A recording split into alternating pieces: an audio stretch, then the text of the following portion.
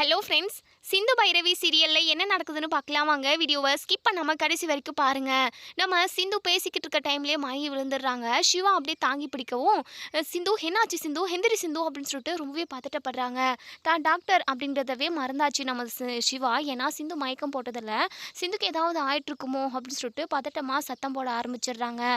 உடனே சிந்துவோட லாயர் என்ன சத்தம் கேட்குது அப்படின்னு சொல்லிட்டு உள்ள வந்து பார்க்கவும், சிந்து மயங்கி இருக்காங்க. என்னாச்சு சிவா அப்படின்னு சொல்லிட்டு பதட்டமாக அவங்களும் கேட்குறாங்க. உடனே நம்ம சிவா இருந்துட்டு என்னன்னு தெரியல மேடம், மயங்கி விழுந்துட்டா அப்படின்னு சொல்லிட்டு, ஐயோ சரி சரி நான் தண்ணி கொண்டு வரேன் அப்படின்னு சொல்லிட்டு லாயர் வந்து தண்ணி எடுத்துகிட்டு வர்றதுக்காக வெளியே ஓடவும், அங்கே அன்னபூரணி எல்லாருமே பார்க்குறாங்க. உடனே மகா இருந்துட்டு, மேடம் என்ன மேடம், அவங்க ரெண்டு பேரும் பேசி முடிச்சாங்களா, சீக்கிரமாக அவங்கள கூட்டிகிட்டு வாங்க, சீக்கிரமாக சிவா கிட்டேருந்து சிந்துவை பிரித்து நாங்கள் சிவாவை எங்களோட வீட்டுக்கு கூட்டிகிட்டு போகணும், எவ்வளோ நேரம் தான் பேசிக்கிட்டு இருப்பாங்க அப்படின்னு சொல்லிட்டு மகா கேட்கவும், நம்ம சிந்துவோட லாயர் இருந்துட்டு, இங்கே பாருங்கள் சிந்து மயக்கம் போட்டு கீழே விழுந்துட்டா, அதுக்காக தான் தண்ணி எடுக்கிறதுக்காக வந்தேன், நீங்கள் என்னடானா கேள்வி கேட்டுக்கிட்டு இருக்கீங்க அப்படின்னு சொல்லிட்டு, உடனே அன்னபூர்ணி ரொம்பவே பதறி போகிறாங்க. என்னதான் நம்ம சிந்து மேலே கோவம் தாபம் இருந்தாலுமே மயங்கி விழுந்துட்டாங்க அப்படின்னு கேள்விப்பட்டதும் ரொம்பவே பதட்டப்படுறாங்க. இங்கே சிந்து, அதாவது சிந்து மயக்கம் போட்டதுனால அன்னபூர்ணியுமே வந்து பார்க்கணுன்னு நினைக்கிறாங்க. அன்னபூரணி, அதுக்கப்புறம் பைரவி, அவங்க ஃபேமிலியில் உள்ள எல்லாருமே ஓடி வந்துடுறாங்க. உடனே நம்ம சிந்துவோட லாயர் வந்து முகத்தில் தண்ணி தெளிக்கவும், சிந்து கொஞ்ச நேரம் எந்திரிக்கவே இல்லை. கோர்ட்லேயே ஒரு டாக்டர் வந்து எப்போவுமே வச்சுக்கிட்டு இருப்பாங்க. அதாவது கோர்ட்டில் கைதிகளுக்கு ஏதாவது ஆயிடுச்சு அப்படின்னா, இல்லை மற்றவங்களுக்கு ஏதாச்சும் ஆயிடுச்சு அப்படின்னா, எமர்ஜென்சிக்காக ஒரு டாக்டர் எப்போவுமே கோர்ட்டில் இருந்துக்கிட்டே இருப்பாங்க போல். உடனே சிந்துவோட லாயர் வந்து அந்த டாக்டருக்கு கால் பண்ணி உடனே வர வைக்கிறாங்க.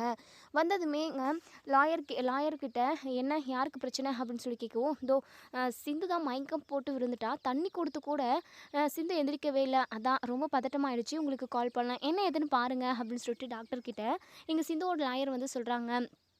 யாரும் பதட்டப்படாதீங்க, நான் செக் பண்ணி என்னன்னு சொல்கிறேன் அப்படின்னு சொல்லிட்டு, நீங்கள் எல்லாருமே கொஞ்ச நேரம் வெளியே இருக்கீங்களா அப்படின்னு சொல்லவும், லாயர் மட்டும், அதாவது நம்ம சிந்துவோட லாயர் மட்டும் கூட இருக்காங்க. நம்ம சிவா கூட வெளியே வந்துடுறாரு. இப்போது இங்கே சிந்துவை செக் பண்ணி பார்க்கவும், செக் பண்ணி பார்த்ததுல சிந்து ப்ரெக்னெண்ட்டாக இருக்காங்க போல். இங்கே லாயர்கிட்ட சொல்கிறாங்க இவங்க ப்ரெக்னெண்ட்டாக இருக்காங்க அப்படின்னு சொல்லிட்டு. லாயருக்கு பயங்கர சந்தோஷம். சிந்துக்காக அவங்க வாதாட வந்தாங்க. சிந்துவும் சிவாவும் ஒன்று சேரணும் அப்படிங்கிறது தான் நம்ம சிந்துவோட லாயரோட ஆசையும் சந்தோஷம் எல்லாமேன்னு சொல்லலாம். சிந்து சிவாவை உண்மையாகவே நேசிக்கிறாங்க அப்படின்ற விஷயம் நம்ம லாயருக்கு நல்லாவே தெரியும். சீக்கிரமாகவே அவங்க ரெண்டு பேரையுமே ஒன்று சேர்த்துடணும், எக்காரணத்தை கொண்டும் அவங்க ரெண்டு பேரும் பிரியக்கூடாது அப்படின்றதுல நம்ம சிந்துவோட லாயர் வந்து உறுதியாக இருக்காங்க. அதே சமயம் இப்போ சிந்து ப்ரெக்னெண்ட்டாக இருக்காங்கன்னு தெரிஞ்சு பயங்கரமாக சந்தோஷப்படுறாங்க இங்கே நம்ம சிந்துவோட லாயர். உடனே இங்கே இவங்களோட ஹஸ்பண்ட் எங்கே, அவங்கக்கிட்ட சொல்லிடுங்க, வேறு எந்த பிரச்சனையும் இல்லை, அது மட்டும் இல்லாமல் இவங்க சாப்பிடாமலும் இருந்திருக்காங்க போல், அதனால தான் மயக்கம் வந்திருக்கு, ஹெவியாக மயக்கம் வந்திருக்கு, மற்றபடி ஒரு பிரச்சனையும் இல்லை, இவங்க ப்ரெக்னெண்ட்டாக தான் இருக்காங்க, கன்ஃபார்ம் ஆகிடுச்சு அப்படின்னு சொல்லிட்டு டாக்டர் வந்து சொல்கிறாங்க. இப்போது நம்ம லாயர் வந்து சிந்து எந்திரி சிந்து, அவங்க கொஞ்ச நேரத்தில் எந்திரிச்சிருவாங்க, நீங்கள் பயப்படாதீங்க அப்படின்னு சொல்லிட்டு டாக்டர் வெளியே போகவும், உடனே நம்ம அன்னபூர்ணி இருந்துட்டு, மேடம் என்னாச்சு அப்படின்னு சொல்லி கேட்கவும், டாக்டர் சொல்கிறாங்க உங்கள் மருமக சிந்து ப்ரெக்னெண்ட்டாக இருக்காங்க அப்படின்னு சொல்கிறாங்க. என்ன டாக்டர் சொல்கிறீங்க? ஆமாங்க, அதுக்காக தான் அவங்க மயங்கி விழுந்திருக்காங்க, அது மட்டும் இல்லாமல் அவங்க சாப்பிடாமலும் இருந்திருக்காங்க போல், அதனால தான் ஹெவியாக மயக்கம் வந்திருக்கு, மற்றபடி ஒன்றும் இல்லை, நீங்கள் யாரும் பயப்படாதீங்க அப்படின்னு சொல்லிட்டு இங்கே டாக்டர் வந்து அங்கேருந்து போயிடுறாங்க. இதை கேட்ட அன்னபூரணி பயங்கரமாக ஷாக் ஆகுறாங்க. அதே சமயம் அவ்வளோ ஒரு சந்தோஷம், எல்லா தாபமும் போயிடுச்சு. ப்ரெக்னெண்ட்டாக இருக்காங்க அப்படின்ற ஒரு வார்த்தை கேட்டதுமே அவ்வளோ ஒரு சந்தோஷப்படுறாங்க நம்ம அன்னபூரணி. இதை கேட்ட மகாவும் ஸ்னேகாவும் அப்படியே பயங்கரமாக ஷாக் ஆகுறாங்க.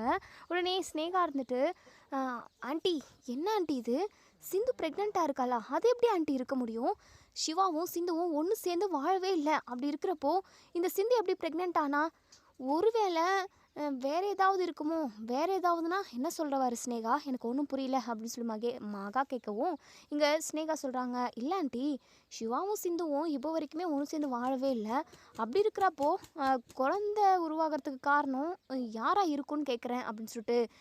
உடனே மகா இருந்துட்டு, என்ன கர்மமோ யாருக்கு தெரியும், இந்த சிந்து சரியான ஃப்ராடுக்காரி, இவ்வளோலாம் சிவா கல்யாணம் பண்ணிக்கிட்டு இவன் கஷ்டப்பட வேண்டியதாக இருக்குது, எப்படியாவது இவளை சிவா கிட்டேருந்து பிரிச்சிடணும்னு சொல்லிட்டு நம்ம எவ்வளோ எஃபர்ட் போட்டு எப்படியா இந்த இடத்துக்கு கொண்டு வந்து நிறுத்தியிருக்கோம், இப்போ என்னடானா இவ கர்ப்பமாக இருக்கிறதா சொல்கிறாங்க, இதை மட்டும் கோர்ட்டில் சொன்னாங்க அப்படின்னா கண்டிப்பாக இவங்க ரெண்டு பேரையும் ஒன்று சேர்த்து வைக்க தான் நினைப்பாங்க ஸ்னேகா, என்ன பண்ணுறது அப்படின்னு சொல்லி கேட்குறாங்க எங்கள் மகா. ஸ்னேகா இருந்துட்டு, "ஆண்டி இங்கே பாருங்க ஆண்டி, நான் சொல்கிறது தான் உண்மை. கண்டிப்பாக சிவாவும் சிந்துவும் ஒன்று சேர்ந்து வாழவே இல்லை. அப்படி இருக்கிறப்ப அவள் எப்படி ப்ரெக்னென்ட் ஆனா அப்படின்றதே டவுட்டு தான். இப்போது கண்டிப்பாக ஜட்ஜ் முன்னாடி இவ கர்ப்பமாக இருக்கிறதா சொன்னாங்க அப்படின்னா கண்டிப்பாக சிவா கூட தான் ஒன்று சேர்த்து வாழ வைக்கணும் அப்படின்னு நினைப்பாங்க எல்லாருமே. ஆனால் இது சிவாவுக்கு தானே ஆபத்து. ஏன்னா சிவாவோட குழந்தையே அது கிடையாது. அது யாரோட குழந்தையோ? ஐயோ ஆண்டி, சிவாவோட வாழ்க்கையை குழி தோண்டி புதைக்க போகிறான் இந்த சிந்து. எப்படி ஆண்டி இதிலேருந்து சிவாவை நீங்கள் காப்பாற்ற போகிறீங்க அப்படின்னு சொல்லிட்டு இன்னுமே எங்கள் ஸ்னேகா ஏற்றி விடுறாங்க. உடனே மகாக்கு அப்படியே கபகபன்னு பத்திக்கிட்டு எரியுது. அவ்வளோ ஒரு கோவப்படுறாங்க. கண்ணெல்லாம் சிவப்பாகுது. அப்படியே முழிக்கிறாங்க. என்ன பண்ணுறதுனே ஒன்றுமே புரியல. சாதாரணமாக சிந்து இந்த வீட்டை விட்டு போகணும் அப்படின்னு மட்டும்தான் நினச்சிக்கிட்டு இருந்தாங்க. இப்போது சிவாவும் சிந்துவும் ஒன்று சேர்ந்து வாழலையா, அது எப்படி அவ கர்ப்பமாக இருக்க முடியும்? அப்போது வேறு யாருக்கோ பிறக்க போகிற குழந்தை தான் அது. அந்த குழந்தைக்கு எப்படி சிவா அப்பாவாக முடியும்? இல்லை இல்லை, இதெல்லாம் நம்மளால் ஏற்றுக்கவே முடியாது. கண்டிப்பாக அந்த சிந்துவும் சிவாவும் ஒன்று சேரவே கூடாது. எப்படியாவது கோர்ட்டில் நம்ம யார் கையில் காலில் விழுந்தாவது சிந்துவை சிவா கிட்டேருந்து பிரிச்சிடணும். இல்லைனா யாருக்கோ பிறக்க போகிற குழந்தைக்கு சிவா அப்பாவாகிடுவான் அப்படின்னு சொல்லிட்டு மகா மனசுக்குள்ளேயே நினைக்கிறாங்க. இப்போது இங்கே ஸ்னேகா மனசுக்குள்ளேயே நினைக்கிறாங்க, எப்படியோ ஒரு வத்தியை பற்ற வச்சு போட்டாச்சு. எப்படியும் சிவாவும் சிந்துவும் ஏதாவது ஒரு நாளில் ஒன்று சேர்ந்து வாழ்ந்திருக்கலாம். அதனால தான் இவள் ப்ரெக்னென்ட் ஆயிருக்கா. கண்டிப்பாக சிந்து சிவாவை தவிர வேறு யாரையுமே மனசளவில் கூட நினச்சி பார்க்க மாட்டா. அவளை பற்றி எனக்கு தெரியும். வேறு என்ன பண்ணுறது, இவள் ப்ரெக்னெண்ட்டாக இருக்கிறதா கோர்ட் முன்னாடி எல்லாருக்கிட்டையும் சொன்னா அப்படின்னா கண்டிப்பாக சிவாவையும் சிந்துவையும் தான் ஒன்று சேர்த்து வைப்பாங்க. இதை எப்படியாவது தடுத்து நிறுத்தணும் அப்படின்னா மகா ஆண்டியால் மட்டும்தான் முடியும். ஏதாவது கிரிமினல் பிளான் போடுவாங்க. ஏதாவது பண்ணி இந்த சிந்துவை ஒரே அடியாக நிரந்தரமாக சிவா கிட்டேருந்து பிரிக்கணும். ஐயோ கடவுளே, என்ன பண்ணுறதுனே ஒன்றுமே புரியலையே அப்படின்னு சொல்லிட்டு எங்கள் ஸ்னேகா அப்படியே பயங்கர கடுப்பில் இருக்காங்க. அதே மாதிரி ஒரு வத்தி குச்சியுமே அதாவது பற்ற வச்சு போட்டாச்சு. இப்போ மகா எப்படியாவது சிந்துவை சிவா கிட்டேருந்து பிரிச்சிடணும் அப்படின்ற ஒரு நோக்கம் மட்டும்தான் அவங்களுக்கு. ஆனால் என்ன பண்ணுறதுன்னு தெரியாமல் முழிச்சுக்கிட்டு இருக்காங்க. இப்போது இங்கே அன்னபூரணி, டே சிவா, என்னடா சிந்து கர்ப்பமாக இருக்கிறதா டாக்டர் சொல்கிறாங்க அப்படின்னு சொல்லிட்டு நம்ம சிவாவுக்குமே ரொம்ப சந்தோஷமாக தான் இருக்குது. ஆனால் இந்த நிகழ்வு எப்போ நடந்தது அப்படின்னு சொல்லிட்டு யோசிச்சு பார்க்குறாங்க. ஆனால் அவங்களுக்கு ஞாபகத்துக்கே வரலை. இந்த விஷயம் சிந்துக்கு மட்டும் தான் தெரியும். கண்டிப்பாக சிந்து கோர்ட்டில் எல்லோரும் முன்னாடியுமே அதுக்கான ரீசனை சொல்கிறதுக்கு நிறைய வாய்ப்பு இருக்குது. சிவாவே பயங்கரமாக யோசிக்கிறாங்க. அன்னபூர்ணிக்கிட்ட என்ன ஏதுன்னு சொல்லலை. இருந்தாலும் பெரியம்மா, ஆனால் சிந்துக்காக இப்படி ஒரு விஷயத்த சொல்கிறாங்கன்னு கூட சொல்லலாம் நம்ம சிவா. இப்போது சிவா நம்ம அன்னபூர்ணிக்கிட்ட சொல்கிறாங்க, பெரியம்மா என்னுடைய வாரிசு சிந்து வயத்தில் வளர்ந்துக்கிட்டு இருக்கப்போ எப்படி பெரியம்மா அவளை விட்டு நான் பிரிஞ்சு இருக்க முடியும்? இது விஷயமா நீங்கள் தான் நல்ல ஒரு முடிவை எடுக்கணும். அது மட்டும் இல்லாமல் உங்கள் பேச்சை மீறி நான் என்றைக்குமே எதுவுமே செய்ய மாட்டேன் பெரியம்மா. அது உங்களுக்கு நல்லாவே தெரியும். அதே சமயம் நம்ம குடும்ப வாரிசு அவள் வயிற்றில் வளர்ந்துக்கிட்டு இருக்கப்போ கண்டிப்பாக அவளை நம்ம விவாகரத்து பண்ணி வெளியே அனுப்பவே முடியாது பெரியம்மா. அது உங்களுக்கே தெரியும். இது விஷயமா நீங்கள் நல்ல ஒரு முடிவை எடுப்பீங்கன்னு சொல்லிட்டு நான் நினைக்கிறேன். அது மட்டும் இல்லாமல் சிந்து பொய் சொல்லி தான் என்னை கல்யாணம் பண்ணிக்கிட்டா. அதனால் அவன் மேலே எனக்கு நிறையவே கோபம் இருந்தது. காலப்போக்கில் அது எல்லாமே மறைஞ்சு போச்சு பெரியம்மா. அவன் மேலே இப்போ எனக்கு அன்பு மட்டும்தான் இருக்குது, காதல் மட்டும்தான் இருக்குது பெரியம்மா. மற்றபடி அவன் மேலே கோபதாபம் எதுவுமே இல்லை பெரியம்மா.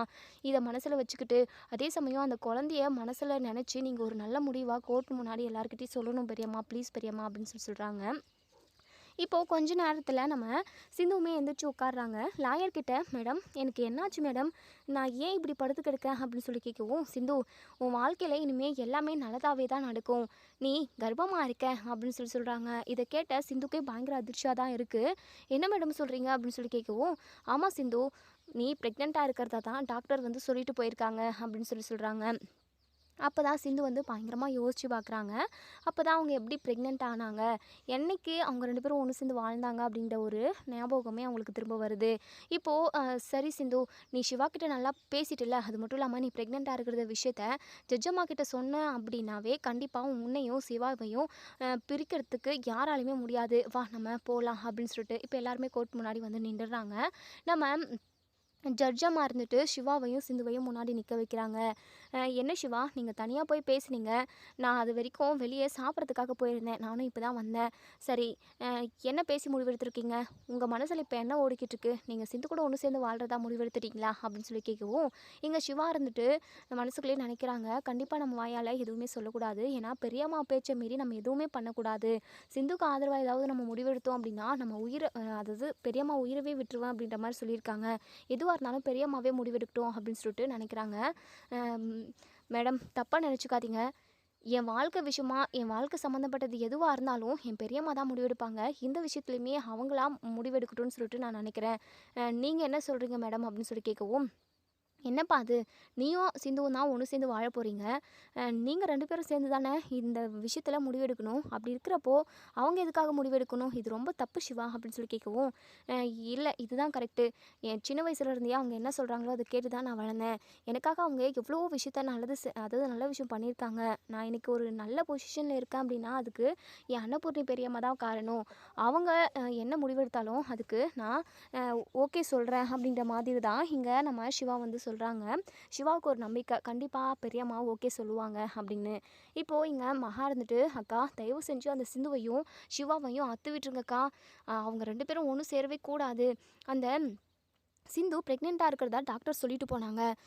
அந்த சிந்துவோட வயித்துல வளர்ற குழந்தை கண்டிப்பா நம்ம சிவாவோடது இருக்காதுக்கா. அவங்க 2 பேரும் ஒண்ணு சேர்ந்து வாழவே ஆரம்பிக்கலக்கா.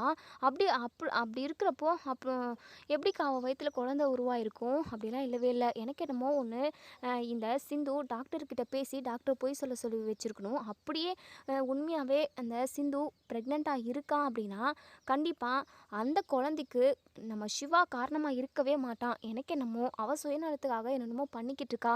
அவ எல்லாமே பொய்யா தான்க்கா பேசிக்கிட்டு இருக்கா. தயவு செஞ்சு கோர்ட் முன்னாடி ஜட்ஜ் அம்மா முன்னாடி நீங்க சொல்லிடுங்கக்கா. இந்த சிந்து என் பையனுக்கு வேண்டவே வேண்டாம் அப்படின்னு சொல்லிட்டு தயவு செஞ்சு சொல்லுங்கக்கா ப்ளீஸ்க்கா அப்படின்னு சொல்லிட்டு போகிறதுக்கு முன்னாடி சொல்லி அனுப்புகிறாங்க. அன்னபூரணி பயங்கர யோசனையோடயே போகிறாங்க. கண்டிப்பாக எந்த ஒரு பொண்ணுமே இப்படி ஒரு விஷயத்தில் தப்பு பண்ணவே மாட்டாங்க. அது மட்டும் இல்லாமல் சிந்து சிவா வேணுன்றதுக்காக பொய் சொல்லி கல்யாணம் பண்ணியிருக்கா. ஓகே தான். அது மட்டும் இல்லாமல் எவ்வளவோ அவமானத்துக்கு அப்புறமும் சிவா கூட தான் ஒன்று சேர்ந்து வாழணும்னு சொல்லிட்டு சிந்து வந்து பிடிவாதமாக இருக்கா. கண்டிப்பாக சிந்துவும் சிவாவும் ஒன்று சேர்ந்து வாழ்ந்திருக்காங்க. அதாவது அதனால் நம்ம இது விஷயமா ஒரு நல்ல முடிவை தான் எடுக்கணும். சிந்துவோட வயித்துல வளர குழந்தையோட எதிர்காலத்தை நினச்சுமே நம்ம ஒரு நல்ல முடிவு எடுத்தாகணும். நம்ம எடுக்கிற முடிவால் யாருக்குமே எந்த பாதிப்பும் வந்துடவே கூடாது.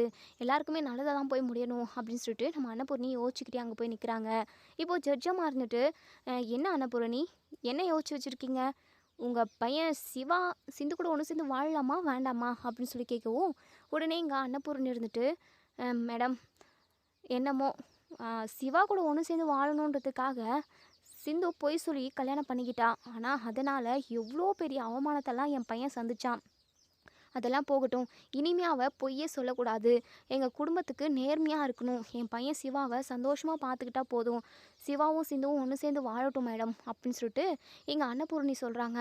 இதை கேட்ட ஜட்ஜ் அம்மாவுக்கே ரொம்ப சந்தோஷமாக இருக்குது. ஆனால் எங்கள் மகா அப்படியே என்னது வெந்து தணிந்தது காடுன்ற மாதிரி அப்படியே பற்றிக்கிட்டு எரியுது அவங்களுக்கு. உடனே இங்கே நம்ம மகா இருந்துட்டு, டேய் இசைக்கு என்னடா இந்த அக்கா ஏன்டா இப்படி பண்ணுது? இவ்வளோ தூரம் நம்ம கஷ்டப்பட்டு எவ்வளோ போராடி இந்த சிந்துவை இந்த இடத்துக்கு கூட்டிகிட்டு வந்தோம். சிவா கிட்டேருந்து ஒட்டு மொத்தமாக இவளை பிரிச்சிடலான்னு பார்த்தா கடைசி நேரத்தில் அக்கா கப்பலை கவுத்து விட்டுருச்சேடா அப்படின்னு சொல்லிட்டு மகா அப்படியே கொந்தளிக்கிறாங்க. உடனே இசைக்கி இருந்துட்டு, அக்கா நீ பிளானெல்லாம் சூப்பராக தான் போடுற, கொஞ்சம் தூரம் எக்ஸிக்யூட் பண்ணிட்டும் போகிற, ஆனால் அது முழுமை அடையவே அடையிறது கிடையாது. பைரவியும் சிந்துவையும் வீட்டை விட்டு துரத்தணும்னு சொல்லிட்டு நம்ம எத்தனை நாளாக பிளான் பண்ணிக்கிட்டு இருக்கோம். ஆனால் எதுவுமே நடந்த பாடு இல்லையே. இப்போயாவது இந்த சிந்து சிவாவை பிரிஞ்சு போயிடுவா. அதுக்கப்புறம் சிவாவுக்கு நல்ல ஒரு பொண்ணை பார்த்து கல்யாணம் பண்ணி வச்சு அது மூலமாக நம்ம செட்டில் ஆகலான்னு சொல்லிட்டு நம்ம நிறைய பிளான் பண்ணி வச்சுருந்தோம். அது எதுவுமே நடக்காமல் போயிடுச்சேக்கா. இப்போது அன்னபூர்ணி அக்காவும் சிந்துக்கு சாதகமாக தானே பேசியிருக்காங்க. முடிஞ்சு அவ்வளோதான். சிவாவோட வாழ்க்கையே போச்சு. அது மட்டும் இல்லாமல் அந்த சிந்துவோட வயிற்றில் வளர்கிற குழந்தைக்கு யார் அப்பானே தெரியல. இப்போ வரைக்குமே சிவாவும் சிந்துவும் ஒன்று சேர்ந்து வாழ்கிறதுக்கு வாய்ப்பே கிடையாது. அப்படி இருக்கிறப்போ எப்படி அவள் ப்ரெக்னென்ட் ஆனானே ஒன்றுமே புரியல. அக்கா சிவாவோட வாழ்க்கை அவ்வளோதான் முடிஞ்சிச்சு. இதுக்கப்புறம் சிவாவோட வாழ்க்கையை யாராலுமே காப்பாற்றவே முடியாதுக்கா அப்படின்னு சொல்லிட்டு இங்கே இசைக்கு வர ஒரு பக்கம் ஏற்றி விடவும், டே இசைக்கு ஏன்டா இப்படியெல்லாம் சொல்கிற? ஐயோ கடவுளே நான் என்ன பண்ணுவேன்? ஐயோ இந்த சிந்துவை பார்த்தாவே எனக்கு அப்படியே கொலை பண்ணிட்டு ஜெயிலுக்கு போகணும் போல இருக்குடா. அக்கா அந்த மாதிரி ஏதாவது பண்ணி தொலைச்சிட்டு போறக்கா. அப்படி நீ ஜெயிலுக்கு போயிட்ட அப்படின்னா இந்த அன்னபூர்ணியோட சொத்தெல்லாம் யார் அனுபவிக்கிறது? எப்படியாவது அன்னபூர்ணிக்கு அப்புறம் நம்ம தான் அந்த சொத்தை அனுபவிக்கணும். அதுக்காக நீ வெளியே இருந்து தாங்க ஆகணும். அது மட்டும் இல்லாமல் வெளியவே இருந்து நம்ம காய் நகர்த்தணும்.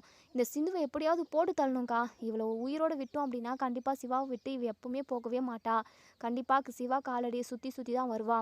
இவளை ஒரே அடியாக மேல் லோகத்துக்கு அனுப்பிட்டோம் அப்படின்னா நமக்கு வேறு எந்த பிரச்சனையும் வராது. இதுதான்க்கா பண்ணணும். வேற வழியே இல்லை. இதான் முடிவுன்னு எனக்கு தோணுது. நீ என்னக்கா நினைக்கிற அப்படின்னு சொல்லி கேட்கவும், டேய் இசக்கி நீ சொல்கிறது தான்டா கரெக்டு. எனக்கு என்னமோ அவ வயித்துல வளர்ற குழந்தை சிவாவோடது இல்லை அப்படிங்கிறது தான் எனக்கு தோணுது. அது மட்டும் இல்லாமல் அவளை ஒரே அடியாக கொன்று போட்டுட்டோம் அப்படின்னா நாம் நினச்சது எல்லாமே சக்ஸஸ் ஆகிடும்டா. நீ சொன்னது கரெக்டு. சரி, இதுக்கப்புறமும் அன்னபூர்ணி பேச்சுக்கு மீறி யாரும் எந்த முடிவும் எடுக்க போகிறது கிடையாது. அவள் தான் சிந்துவும் சிவாவும் ஒன்று சேர்ந்து வாழட்டும்னு சொல்லியாச்சு. இதுக்கப்புறம் இன்னும் பண்ணவே முடியாது. நம்ம ஒரு பிளானை பண்ணி அவளை ஆளை காலி பண்ணணும்டா. அதுதான் கரெக்டான ஐடியாவாக இருக்குது. எனக்குமே அதுதான் தோணுது. வீட்டுக்கு போன வேலையாக அதை தாண்டா பண்ணணும் அப்படின்னு சொல்லிட்டு மகாவும் இசைக்கும் ஒரு பிளான் பண்ணிடுறாங்க. இப்போது இன்னொரு சைடு இங்கே நம்ம அன்னபூர்ணி காலில் விழுந்து சிந்து பயங்கரமாக அழுகுறாங்க. அத்தை அத்தை தயவு செஞ்சு என்னை மன்னிச்சிருங்க அத்தை. நான் யாருக்குமே துரோகம் பண்ணணும்னு நினைக்கல. சிவா டாக்டர் கூட ஒன்று சேர்ந்து வாழணுன்றதை மட்டும்தான் என் மனசில் ஆசையாக வளர்த்துக்கிட்டு இருந்தேனே தவிர மற்றபடி எல்லாருமே கெட்டு போகணும், இவங்க நல்லா இருக்கக்கூடாது, இவங்க வாழ்க்கையை அழிச்சிட்டு நான் என்னுடைய வாழ்க்கையை சரி செஞ்சுக்கணும் அப்படின்னலாம் நான் எப்போவுமே நினச்சதே கிடையாது அத்தை. எப்படியோ தயவு செஞ்சு என்னை மன்னிச்சிருங்க அத்தை. எனக்கு ரொம்ப ரொம்ப சந்தோஷமாக இருக்கு அத்தை அப்படின்னு சொல்லிட்டு, இங்கே பாரு சிந்து, உனக்காகலாம் இல்லை, உன்னுடைய வயிற்றில் வளர்கிற குழந்தைக்காக மட்டும்தான் நான் யோசித்து இப்படி ஒரு முடிவு எடுத்தேனே தவிர மற்றபடி உனக்காக நான் ஒரு துளி கூட யோசிக்கவே கிடையாது. ஏன்னா நீ எனக்கு நம்பிக்கை துரோகம் பண்ணியிருக்க. நான் உன்னை எவ்வளோ நம்பினனோ அதுக்கு அதிகமாக நீ எனக்கு நம்பிக்கை துரோகம் பண்ணிட்ட. ஏன் முதுகில் குத்திட்ட சிந்து நீ. உன்னை எப்போவுமே காலத்துக்கும் நான் மன்னிக்கவே மாட்டேன். வயிற்றில் வளர்கிற குழந்தையோட எதிர்காலத்தை நினச்சி மட்டும்தான் இப்படி ஒரு முடிவு எடுத்தனே தவிர மற்றபடி உனக்காக நான் சிறு துளி கூட நான் கொஞ்சம் கூட யோசிக்கல, அவ்வளோதான் சொல்லுவேன். அதே சமயம் உன்னை நான் மன்னிக்கவும் மாட்டேன் அப்படின்னு சொல்லிட்டு அங்கேருந்து அன்னபூர்ணி கிளம்பி வீட்டுக்கு போயிடுறாங்க. இப்போது இங்கே நம்ம ஆறுமுகம் இருந்துட்டு பைரவி கிட்ட, பாத்தியா பைரவி, உண்மையான பாசமும் அன்பும் இன்றைக்கி ஜெயிச்சிருச்சு பாத்தியா அப்படின்னு சொல்லிட்டு உடனே பைரவி முறைக்கிறாங்க.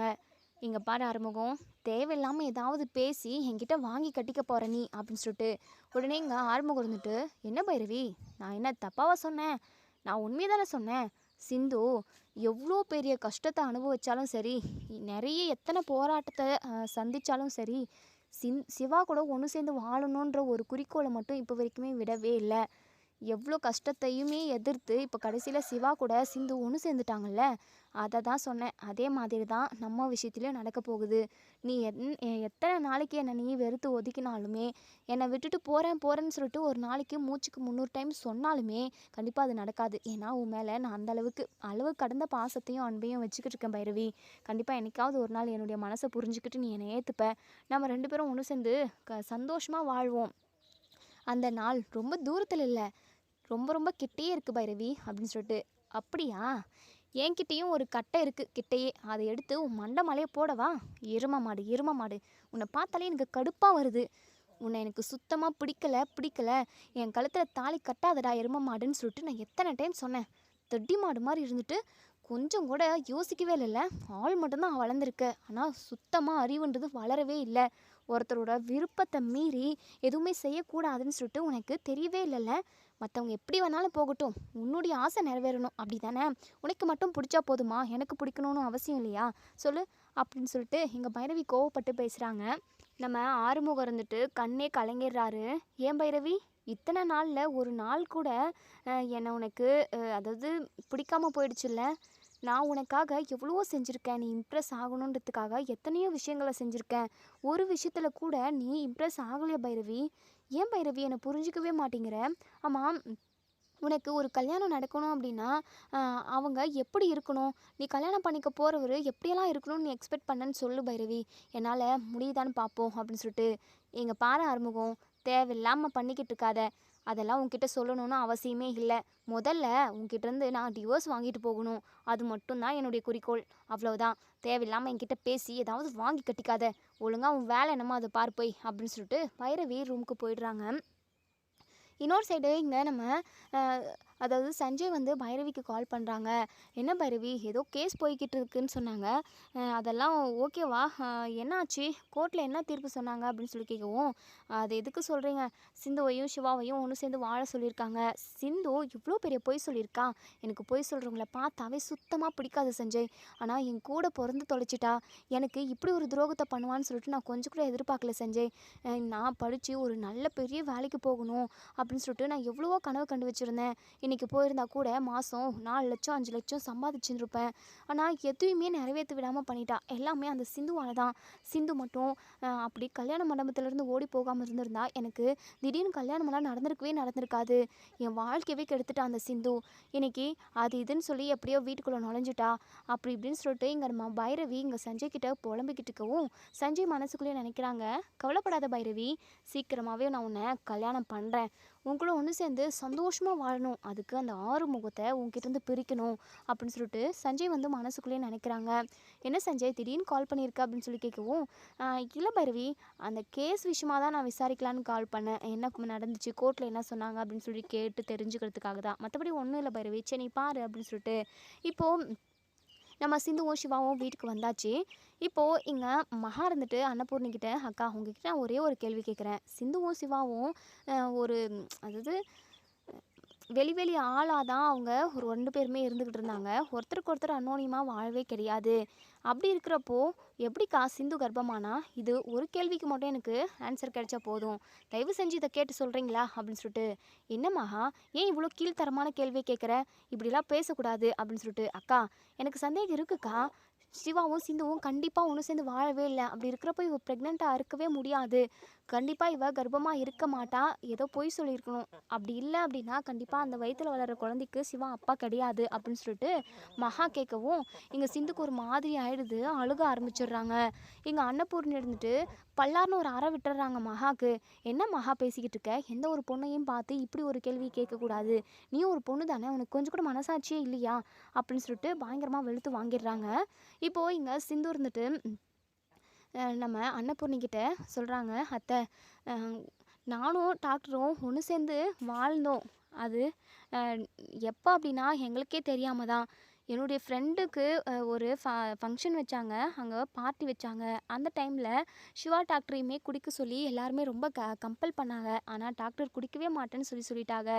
அதுக்கப்புறம் ரொம்ப கம்பல் பண்ணி சிவா டாக்டருக்கு ஊற்றி விட்டுட்டாங்க. அன்றைக்கி நைட் கூட நாங்கள் எங்கள் வீட்டுக்கு வரல. இங்கே வந்தோம் அப்படின்னா நீங்கள் ஏதாவது சிவா டாக்டரை திட்டுவீங்க அப்படின்னு சொல்லிட்டு நான் எங்கள் ஃப்ரெண்டு வீட்டிலே ஸ்டே பண்ணிட்டோம். அன்றைக்கி தான் நாங்கள் 2 பேரும் ஒன்று சேர்ந்து எங்கள் வாழ்க்கையை வாழ ஆரம்பித்தோம். யதார்த்தமாக நடந்ததுதான் அத்தை இது. என்ன ஒரு 2-3 மாதம் தான் ஆகும்னு நினைக்கிறேன். அது மட்டும் இல்லாமல் ஒவ்வொரு பிரச்சனையாக வீட்டுக்குள்ளே வந்துக்கிட்டே இருந்தப்போ நான் இதை எதையுமே கவனிக்கல. நான் ப்ரெக்னெண்ட்டாக இருக்கிற விஷயம் எனக்கே இப்போ தான் தெரிய வருது. எனக்கே அதிர்ச்சியாக தான் இருந்தது. அதுக்கப்புறம் யோசிச்சு பார்த்த அப்புறம் தான் ஓ நம்மளும் ஒன்று சேர்ந்து வாழ்ந்திருக்கோம் அப்படின்ற ஒரு ஞாபகமே எனக்கு வந்தது. நானும் சிவாவும் ஒருத்தருக்கு ஒருத்தர் புரிஞ்சுக்கிட்டு அதாவது லவ் பண்ணவுமே ஆரம்பிச்சிட்டோம். ஆனால் அவ்வளோ அந்யோன்யமாலாம் கிடையவே கிடையாது. நாங்கள் யதார்த்தமாக நடந்த இதனால தான் இப்போது எங்களுக்கு ஒரு குழந்த அந்த கடவுளாக பார்த்து கொடுத்துருக்காரு. இந்த குழந்தை மூலமாக தான் நான் சிவா கூட இப்போ ஒன்று சேர்ந்துருக்கேன். அந்த கடவுளுக்கு தான் நான் நன்றி சொல்லணும். இதுக்கப்புறமும் என்கிட்ட யாரும் இப்படி கேட்கக்கூடாது. இந்த வயிற்றில் வளர்கிற குழந்தை சிவா டாக்டர் இது இல்லைன்னு சொல்லிட்டு யாராவது சொன்னாங்க அப்படின்னா கண்டிப்பாக அதை என்னால் தாங்கிக்கவே முடியாது. அதுக்கான ரீசன் என்னன்னு இப்போது நான் அதாவது கூச்சத்தை விட்டுட்டு சொல்லிட்டேன். ஏன்னா இதுக்கான ரீசன் உங்களுக்கு தெரியணும் அப்படின்றதுக்காக திரும்ப இப்படி ஒரு வார்த்தை சொல்லி என்கிட்ட பேசினாங்க அப்படின்னா நடக்கிறதே வேற எப்படி வேணாலும் என்னை சொல்லி திட்டலாம். ஏன்னா நான் போய் சொல்லி டாக்டரை கல்யாணம் பண்ணிக்கிட்டதுனால. மற்றபடி இந்த குழந்தை விஷயத்தில் யாராவது என்னை தரக்குறைவாக பேசினாங்க இல்லை அவமரியாதையாக பேசினாங்க அப்படின்னா கண்டிப்பாக இதை என்னால் ஏற்றுக்கவே முடியாது அத்தை அப்படின்னு சொல்லிட்டு எங்கள் சிந்து வந்து ரூம்குள்ளே போயிடுறாங்க. உடனே எங்கள் சிவா மகா கிட்ட வந்து, உங்களுக்கு கொஞ்சமாவது அறிவு இருக்கா? நீங்களும் ஒரு பொண்ணு தானே, எப்படி உங்களுக்கு சிந்துவை பார்த்து அப்படி ஒரு கேள்வி கேட்க உங்களுக்கு மனசு கேட்டுச்சு? உங்களுக்கு கொஞ்சம் கூட மனசு உறுத்தவே இல்லையா? சி, நீங்களாம் ஒரு பொம்பளையா? உங்களெல்லாம் அம்மான்னு சொல்லிக்கிறதுக்கே எனக்கு வெக்கமாக இருக்குது. அது மட்டும் இல்லாமல் நீங்கள் எப்படி, உங்களோட குணம் எப்படின்னு சொல்லிட்டு எனக்கு நல்லாவே தெரியும். உங்களை பற்றின விஷயத்த அன்னபூர்ணி பெரியம்மா கிட்ட சொன்னேன் அப்படின்னா அவ்வளோதான், நாறிடும் அப்படின்னு சொல்லிட்டு எங்கள் சிவாவுமே பயங்கரமாக வெளுத்து வாங்கிட்டு மகாவை அவமானப்படுத்திட்டு இங்கே சிவா அங்கேருந்து கிளம்பி போயிடுறாங்க. இப்போது இங்கே அன்னபூர்ணிமே ரூம் போயிட்டு ரெஸ்ட் எடுக்கிறதுக்காக போயிடுறாங்க. இசைக்கு இருந்துட்டு, என்னக்கா எல்லாருமா சேர்ந்து கடைசியில் ஒன்றா அவமானப்படுத்திட்டாங்க அப்படின்னு சொல்லிட்டு, டே இசைக்கி, இந்த சிந்துவை விடவே கூடாதுடா. அவள் இந்த வீட்டில் ஒரு நாள் கூட நிம்மதியாக இருக்கவே கூடாது. அவளை தினம் தினம் சித்திரவதை பண்ணணும், கொடுமை பண்ணணும். அப்படியும் அவள் சாகலை அப்படின்னா அவளை விஷம் கொடுத்து அவளுக்கு சாக வச்சிடணும்டா அவளை. அவளும் அவள் குழந்தையும் எதுவுமே இந்த வீட்டுக்கு வேண்டாம். சிவாவுக்கு ஒரு நல்ல கல்யாணத்தை நல்ல ஒரு வாழ்க்கையை அமைச்சு கொடுக்கலான்னு நினச்சா இந்த சிந்து இப்படி சிவாவை விடாமல் பிடிச்சிக்கிட்டு இருக்காளேடா. கொஞ்சம் கூட அவளுக்கு சூடு சொரணன்னு எதுவுமே இல்லைடா. எப்படியாவது அவளை கொன்று போட்டுணும் இசக்கி. அதுக்கான ஈஸியான ஒரு ஐடியாவை சொல்லுடா அப்படின்னு சொல்லிட்டு, வேற என்னக்கா, ஏதாவது விஷத்தை வாங்கிட்டு வந்து பாலில் கலந்து கொடுத்தோம் அப்படின்னா புட்டுன்னு போயிட போகிறா. அதுக்கப்புறம் எப்படி இருந்தா அப்படி இப்படின்னு எதனா ஒன்று கதையை கட்டி அவளை தூக்கி போட வேண்டியது தான். அதுக்கப்புறம் கொஞ்ச நாள்லையே சிவாவோட மனசையுமே தேத்த வைக்கணும். அதுக்கப்புறம் சிவாவை மனசை மாற்றி சிவாவுக்கு கல்யாணத்தை பண்ணி வச்சிட்டோம் அப்படின்னா ஈஸியாக சிம்பிளாக முடிஞ்சிருச்சுக்கா. எதுக்காக நீ ரொம்ப வரி பண்ணிக்கிற? எதுவும் வரி பண்ணிக்காதுக்கா, பார்த்துக்கலாம். நான் அதுக்கான வேலையெல்லாம் இப்போவே ஸ்டார்ட் பண்ணுறேன் அப்படின்னு சொல்லிட்டு இங்கே அந்த இசைக்கு ஒரு பிளானை சொல்லிவிட்டு அதுக்கான வேலையுமே ஸ்டார்ட் பண்ணுறேன்னு சொல்லிட்டு அங்கேருந்து போயிடுறாங்க. இன்னொரு சைடு சிந்து ரூமுக்கு போயிட்டு பயங்கரமாக அழுகுறாங்க. இங்கே சிவா இருந்துட்டு, ஏன் சிந்து எதுக்காக அழுகுற அப்படின்னு சொல்லி கேட்கவும், இல்லை டாக்டரே, என் குழந்தை எப்படி வந்துச்சு, இது உன்னுடைய குழந்தை இல்லைன்னு சொல்லிட்டு இப்படி ரொம்பவே அவமானப்படுத்தி பேசுகிறாங்க. இப்படிலாம் பேசுகிறதுக்கு அவங்களுக்கு எப்படி டாக்டரே மனசு வருது? ச்சீ, எனக்கு ஒரு மாதிரி அவமானமாக இருக்குது டாக்டரே. வேறு வழியே இல்லாமல் எப்படி நமக்குள்ள நல்ல விஷயம் நடந்தது அப்படின்றத எல்லார் முன்னாடியும் சொல்ல வேண்டியதாக ஆயிடுச்சு. எனக்கு ரொம்ப ரொம்ப அசிங்கமாக இருக்குது டாக்டரே. எதுக்காக இப்படி உங்கள் அம்மா என்னை இப்படி தரக்குறைவாக பேசணும்? ச்சீ, எனக்கெல்லாம் சத்தியமாக அதை நினைக்கவே ஒரு மாதிரி அருவருப்பாக இருக்குது அப்படின்னு சொல்லிட்டு சிந்து கண் கலங்குறாங்க. நம்ம சிவா இருந்துட்டு, விடு சிந்து, என் அம்மா எப்போவுமே அப்படிதான்னு சொல்லிட்டு உனக்கு தெரியும்ல, எதையுமே நீ மனசில் போட்டு குழப்பிக்காத, உனக்காக நான் இருக்கேன் சிந்து அப்படின்னு சொல்லிட்டு நம்ம சிவா சொல்கிறாங்க. இதோட இந்த ரிவ்யூ முடியுது. இதுக்கப்புறம் என்ன நடக்க சொல்லி வெயிட் பண்ணி பார்ப்போம் ஃப்ரெண்ட்ஸ். வீடியோ பிடிச்சிருந்தா லைக் பண்ணி கமெண்ட் பண்ணி தருவீங்க. தேங்க்யூ.